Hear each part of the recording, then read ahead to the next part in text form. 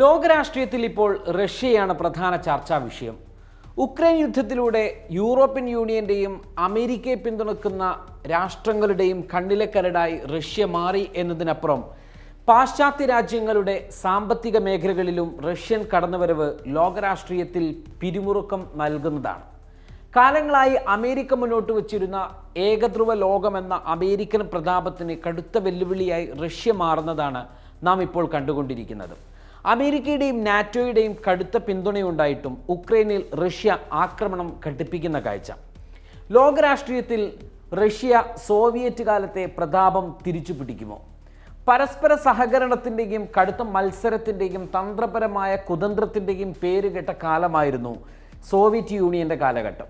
രണ്ടാം ലോക മഹായുദ്ധത്തിൻ്റെ അവസാനം മുതൽ 1990കളുടെ ആരംഭം വരെ വ്യാപിച്ചു കിടന്ന ശീതയുദ്ധ കാലഘട്ടം. പ്രത്യയശാസ്ത്ര മത്സരം, ആണവായുധ മത്സരങ്ങൾ, ലോകമെമ്പാടുമുള്ള പ്രോക്സി സംഘടനകൾ എന്നിവയാൽ പ്രശസ്തമായിരുന്നു ആ കാലഘട്ടം. ഈ കാലഘട്ടത്തിൽ ഇരു രാജ്യങ്ങളും പരസ്പരം സംശയത്തോടെ മാത്രമാണ് മുന്നോട്ട് പോയത്. ഇക്കാലയളവിൽ വിപുലമായ സൈനിക ശേഷിയിലും ചാരപ്രവർത്തനത്തിലും ഇരു രാജ്യങ്ങളും ഏർപ്പെടുകയും ചെയ്തു. 1991 സോവിയറ്റ് യൂണിയൻ പിരിച്ചുവിട്ടതോടെയാണ് പുതിയ സഹകരണത്തിൻ്റെയും പങ്കാളിത്തത്തിൻ്റെയും ഫോർമുലകൾ ഇരു രാജ്യങ്ങൾക്കിടയിലും തുറക്കുന്നത്. US-ഉം റഷ്യയും തമ്മിലുള്ള ബന്ധം ഉരുകുന്ന ഒരു ഹ്രസ്വ കാലയളവ് കൂടിയായിരുന്നു ഇക്കാലയളവ്. പിന്നീട് എവിടെ വെച്ചാണ് വീണ്ടും ഇരു രാജ്യങ്ങളും ബദ്ധവൈര്യത്തിലേക്ക് കടക്കുന്നത്? ഉത്തരം വ്യക്തമാണ്. മിഖായേൽ ഗോർബച്ചേവ് ആയിരുന്നില്ല പിന്നീട് റഷ്യയിൽ വന്ന ഭരണാധികാരികൾ എന്നതാണ് അതിൻ്റെ ഉത്തരം. ഒരു കാലത്ത് സോവിയറ്റ് യൂണിയന്റെ ഭാഗമായിരുന്ന യൂറോപ്പിലെ പല രാജ്യങ്ങളും പിന്നീട് അമേരിക്കൻ ചേരിയിലായതും ഈ രാജ്യങ്ങൾ റഷ്യക്കെതിരാണെന്ന് റഷ്യ വിലയിരുത്തിയതും റഷ്യയെ ചൊടിപ്പിക്കുന്നുണ്ട്. ഇതേ സമയം തന്നെ അമേരിക്കയുടെ നേതൃത്വത്തിൽ യൂറോപ്യൻ യൂണിയൻ നാറ്റോ സൈന്യത്തെ വിപുലീകരിക്കുകയും മിസൈൽ പ്രതിരോധ സംവിധാനങ്ങൾ ഉൾപ്പെടെ സ്ഥാപിക്കുകയും ചെയ്യുന്നുണ്ട്. ഒപ്പം റഷ്യക്കെതിരായി സംഘടിത സൈബർ ആക്രമണങ്ങളും ശക്തമാക്കി. ഇതോടെ റഷ്യ മറ്റു രാജ്യങ്ങളിൽ നിന്നും കൂടുതൽ ഒറ്റപ്പെടുന്ന അവസ്ഥയുണ്ടാകുകയും 2000 മറ്റു രാജ്യങ്ങളുമായുള്ള പിരിമുറുക്കം വീണ്ടും റഷ്യക്കകത്ത് ഉയർന്നു വരികയും ചെയ്യുന്നു. 2010 ഇത് വളരെയധികം തീവ്രമാവുകയും ചെയ്യുന്നതാണ് കാഴ്ച.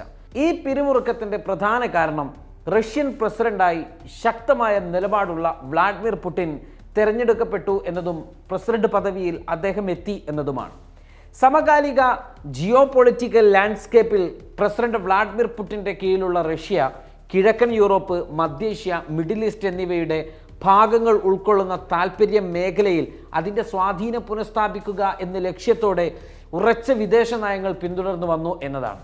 2014 റഷ്യ ക്രിമിയ പിടിച്ചടക്കിയതും കിഴക്കൻ ഉക്രൈനിലെ സൈനിക ഇടപെടലും അമേരിക്ക ഉൾപ്പെടെയുള്ള പടിഞ്ഞാറൻ രാജ്യങ്ങളിൽ നിന്ന് വ്യാപകമായ അന്താരാഷ്ട്ര പ്രതിഷേധത്തിനും ഉപരോധത്തിനും ഇത് കാരണമായി.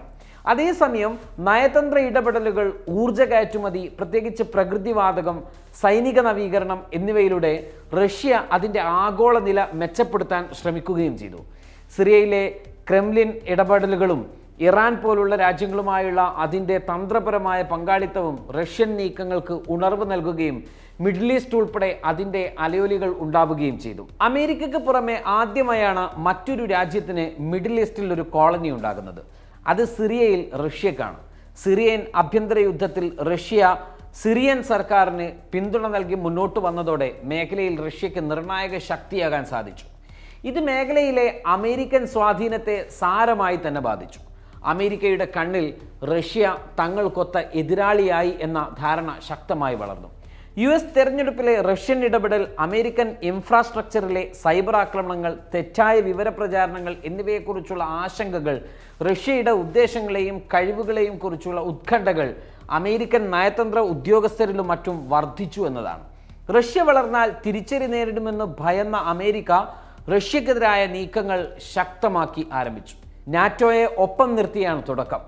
ഉക്രൈൻ യുദ്ധവും അതിനു മുൻപുണ്ടായിരുന്ന ക്രീമിയ പിടിച്ചെടുക്കലും നാറ്റോയെ ഉപയോഗിച്ച് അമേരിക്ക വളർത്തിയെടുത്തു.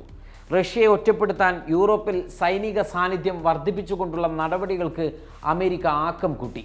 ഇത് റഷ്യയെ വല്ലാതെ ചൊടിപ്പിച്ചു. അതേസമയം സാമ്പത്തിക, സാങ്കേതിക, സൈനിക മേഖലകളിൽ കാര്യമായ നേട്ടങ്ങളോടെ അമേരിക്ക ലോകത്തിലെ ഏറ്റവും മികച്ച സൂപ്പർ പവറായി ഇപ്പോഴും തുടരുകയാണ്.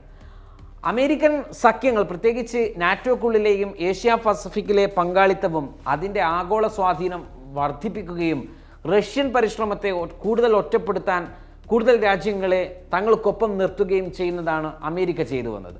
അതേസമയം റഷ്യൻ ഇടപെടൽ മിഡിൽ ഈസ്റ്റിൽ സ്വാധീനം ചെലുത്തപ്പെട്ട് തുടങ്ങി എന്നതും ഇതോടനുബന്ധിച്ച് കൂട്ടി വായിക്കേണ്ടതാണ്. അതിന് പല സൂചനകളും തെളിയിക്കുന്നുണ്ട്. ഇറാൻ സൗദിയുമായി അടുത്തതും സൗദി ഡോളർ ഉപേക്ഷിച്ച് എണ്ണ വ്യാപാരം നടത്തിയതും സിറിയയിലെ ബഷാർ അൽ അസദിനെ അട്ടിമറിക്കാൻ കഴിയാത്തതും വിവിധ പ്രോക്സി ഗ്രൂപ്പുകൾ ഇസ്രയേൽ, അമേരിക്കൻ, ബ്രിട്ടൻ ശക്തികൾക്കെതിരെ പ്രത്യക്ഷത്തിൽ രംഗത്ത് വന്നതുമെല്ലാം ഈ സ്വാധീനത്തിൻ്റെ ഫലമാണ്. റഷ്യക്കൊപ്പം ചൈന കൂടി നിലയുറപ്പിക്കുന്നതോടെ മേഖലയിലെ കാര്യങ്ങൾ നിർണ്ണയിക്കാൻ തങ്ങളുണ്ടെന്ന നിലപാട് ഏഷ്യൻ രാജ്യങ്ങൾക്ക് നൽകുക കൂടി ചെയ്യുന്നു റഷ്യ. ഇങ്ങനെയൊക്കെ പറയുമ്പോഴും തന്നെ ലോകരാഷ്ട്രീയത്തിൽ റഷ്യ മുൻതൂക്കം നേടുമോ എന്ന് പ്രവചിക്കുന്നത് അനിശ്ചിതത്വം നിറഞ്ഞ ഒരു ചോദ്യമാണ്.